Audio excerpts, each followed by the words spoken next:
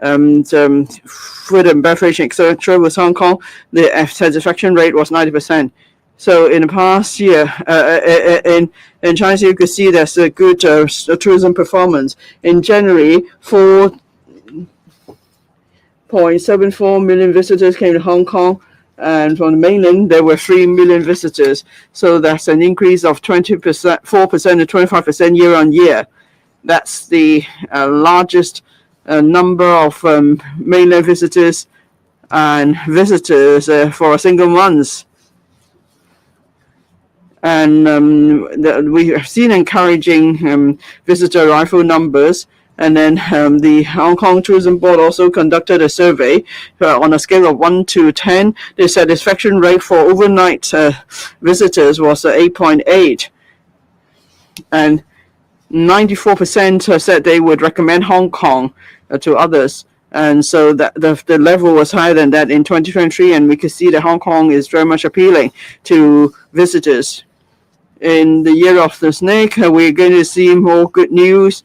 The twin panda, the elder sister and the younger brother, they will start meeting the public on Sunday.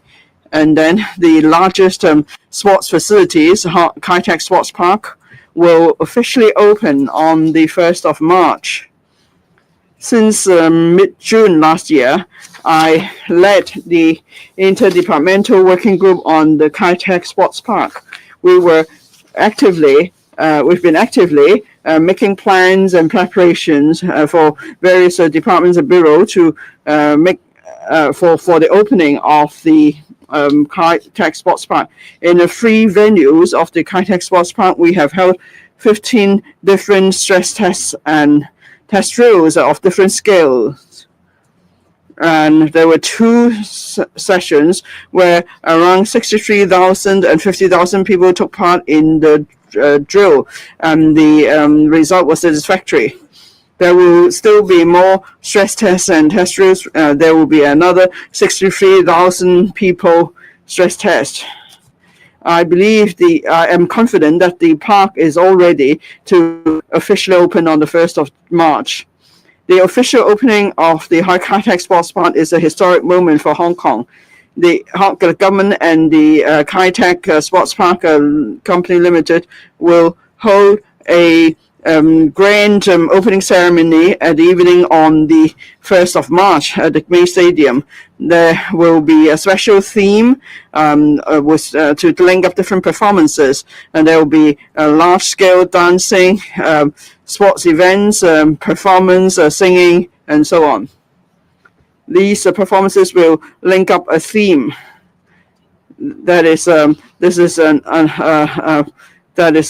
We will have 4 different themes, and that shows that at different stage of the development of Hong Kong, what the role we played. And then performers will come from all generations and age groups. There will be representatives from the sports and cultural sector and art sector, and then they will all be there to witness the grand opening of the sports park. The current plan is that the event will start at 6:30 p.m. on the 1st of March. The event will last for about 4 hours, and 4 TV stations will be live broadcasting the opening performance.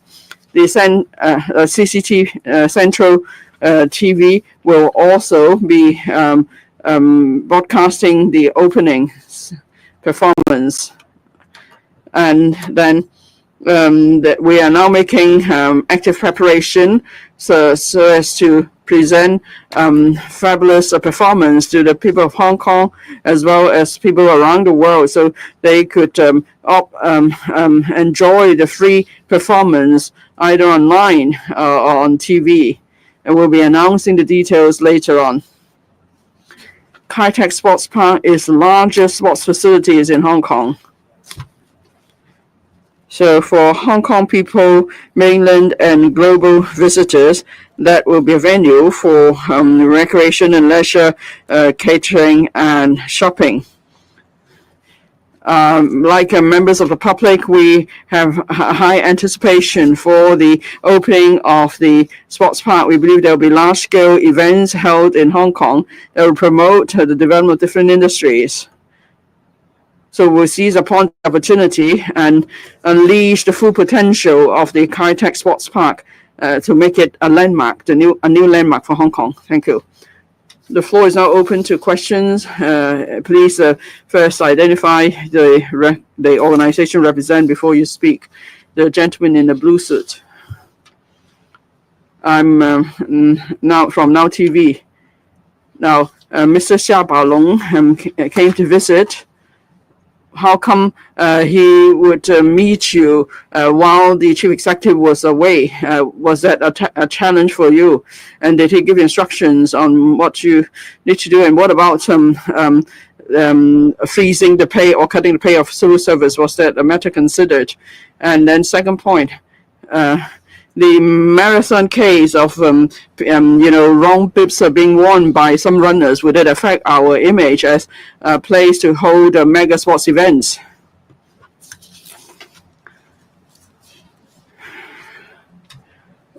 On Sunday,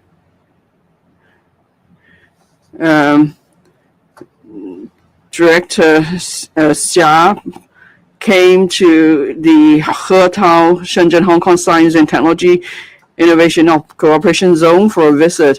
I and other government officials explained to him the latest development of the area and how we could better integrate with the mainland.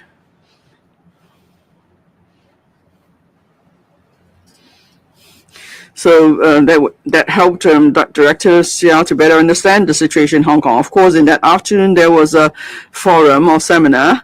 The financial secretary and other officials were all at the seminar to discuss the various issues about the future of Hong Kong. Director Xia expressed great concern for, great interest in Hong Kong. He on future financial development. As to how we could tie in with the development of the country and integrate with national development, Mr. Xia gave clear instructions. Now, there were also present Guangdong provincial officials. We all heard the instructions. We shared the same goal. And on how Hong Kong could integrate into national development and how we could make the most of the northern metropolis and the Hetao area. His instructions certainly helped us much in planning the way forward. On the civil service pay, there is an established mechanism for adjusting civil service pay. We will consider a number of factors such as the economy of Hong Kong, the rise in living costs,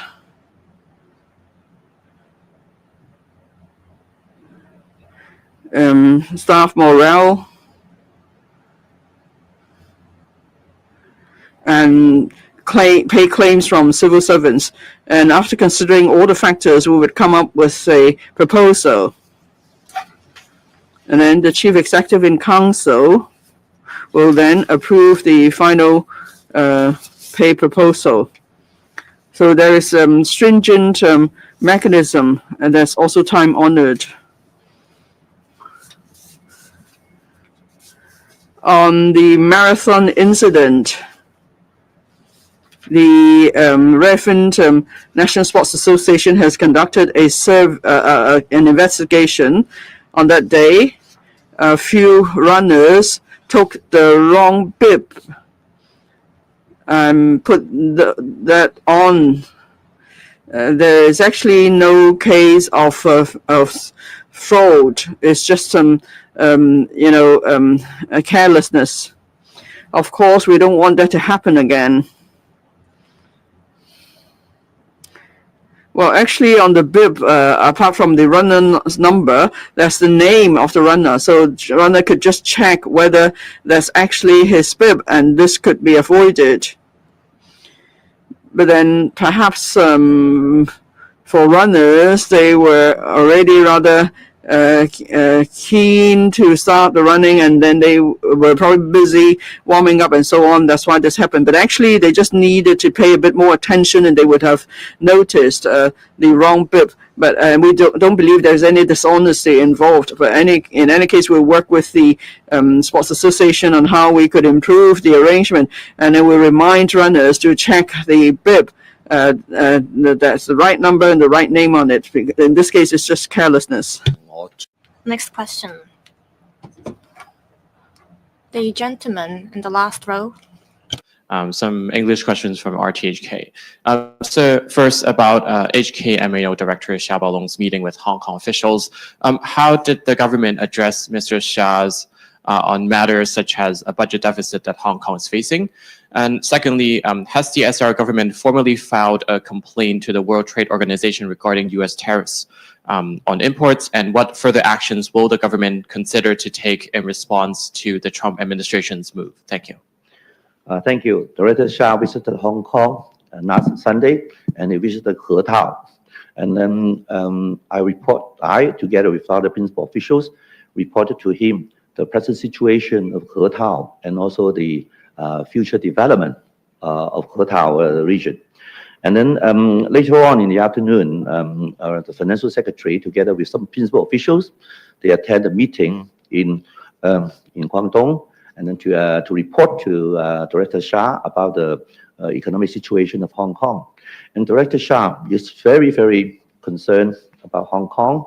He highly recognized the work of Hong Kong SAR government under the leadership of the chief executive, and he also directed that we should try our very best to integrate into the mainland's national policies, especially the Greater Bay Area initiative.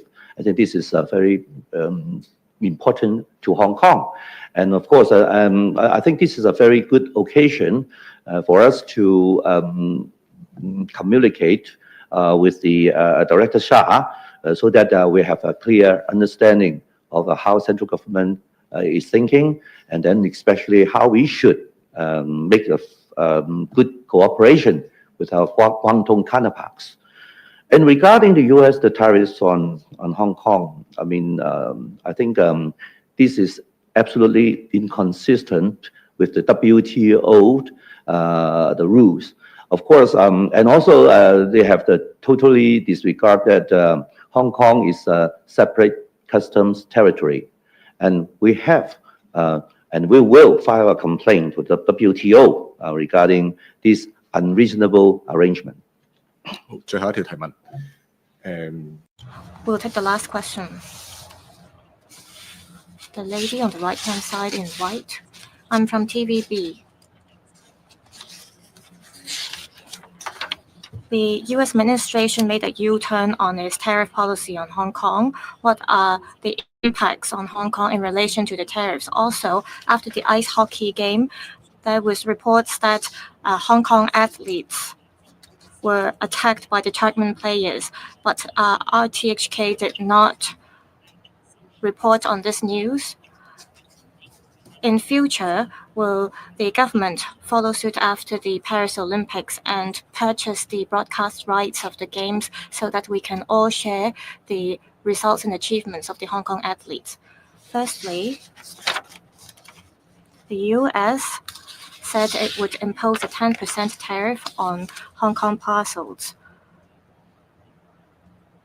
We express strong disapproval to this arrangement because Hong Kong is a separate customs territory, and this arrangement is inconsistent with the rules of the WTO, the World Trade Organization. Therefore, we will file a complaint regarding this matter with the WTO. On this arrangement, all I can say is that their policies are mercurial. Yesterday, they said they would suspend the arrangement, and it's hard for us to adapt to the change. For members of the general public in Hong Kong who want to mail parcels to their relatives in the U.S., this is very inconvenient for them. The U.S. yesterday clarified that they would not impose a tariff on us at the moment, and that's why the Hong Kong Post has resumed the parcel services. However, we will still file a complaint with the WTO. This is because the arrangement was very unreasonable, and the US has totally ignored our status as a separate custom territory. Concerning our athletes who were attacked by the Turkmen players, this is an uncivilized act. Yesterday, the chief executive visited the injured sports players from Hong Kong. Luckily, they were mildly injured and they are recovering. The chief executive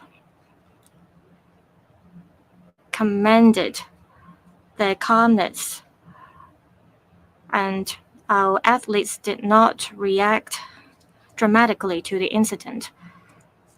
We hope that our athletes could achieve great results in the future.